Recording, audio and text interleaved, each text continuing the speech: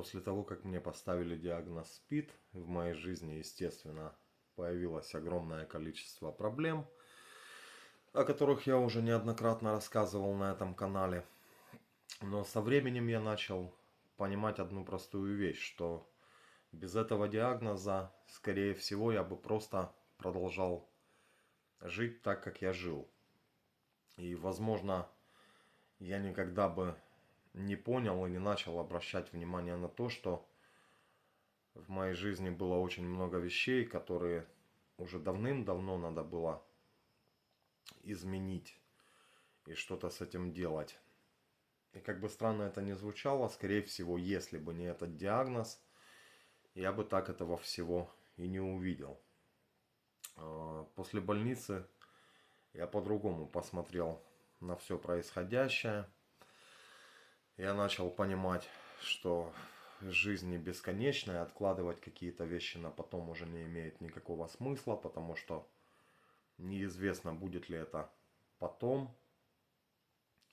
Ну и первым, что я решил начать пробовать менять, это была моя работа. Потому что я практически всю жизнь работал руками, ну и работаю руками, на дядю. А как мы все прекрасно знаем, пока ты работаешь на дядю, зарабатывает, естественно, только дядя. Поэтому нужно было вносить корректировки. Пусть не сразу там официально, все мелкими шагами, потому что в моей ситуации сильно резкие повороты, завороты могли принести очень много дополнительных рисков и проблем, так как мне нужно было в любом случае работать официально, непрерывно, для того, чтобы позже у меня не возникло проблем с получением медикаментов. И при этом я понимал, что у меня уже нет ни денег, ни здоровья как такового, ни каких-либо связей, чтобы начинать как-то работать на себя. Потому что до этого я просто, было гораздо проще. Я работал на фирму, я был очень хорошим специалистом, но для всех клиентов я не был отдельным звеном. Я просто был частью этой фирмы, хорошей фирмы. Ну и меня как отдельный элемент никто, естественно, не рассматривал.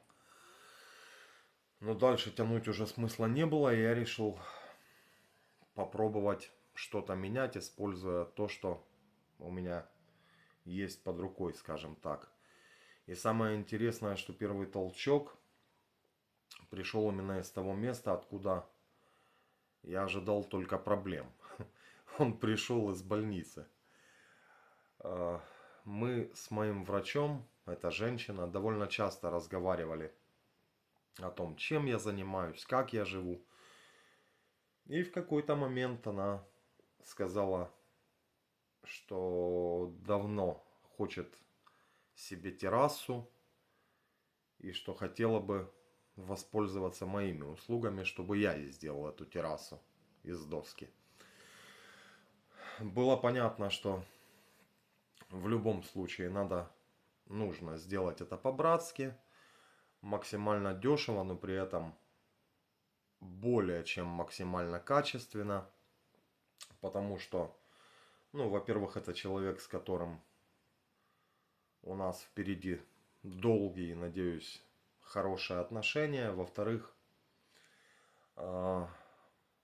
сделав свою работу хорошо, естественно, возможно, последуют рекомендации для своих друзей. И тем более рекомендации уже не фирмы, на какую я работаю, а конкретно меня. И фактически это был первый раз, первый толчок, когда я решил брать эту ответственность на себя, делать уже что-то без своей фирмы и без своего шефа. Ну и я начал делать ей эту работу.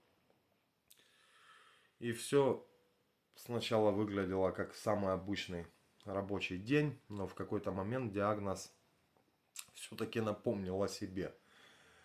Если быть точнее, мне просто захотелось в туалет. И вместе с этим сразу появилась мысль о том, что с моим диагнозом, в общем, дело было Не просто в том, что мне захотелось в туалет, а в том, что у нее был муж, который все время был дома, и маленькие дети. Муж, естественно, знал, где она работает и кем она работает. Соответственно, зная, что я ее пациент, он прекрасно понимал, какой у меня диагноз. И как бы в моем понимании, в его глазах, тем более, опять же повторюсь, что у них маленькие дети, такой человек с походами в ихний туалет, это, ну, как бы не сильно прикольное кино, скажем так. Но это как я себе видел. И, если честно, из-за этого у меня в голове началась какая-то каша. Как он это воспримет, что он подумает, ну и так далее и тому подобное. Ну, это был один из тех моментов, когда я начал понимать, как сильно диагноз,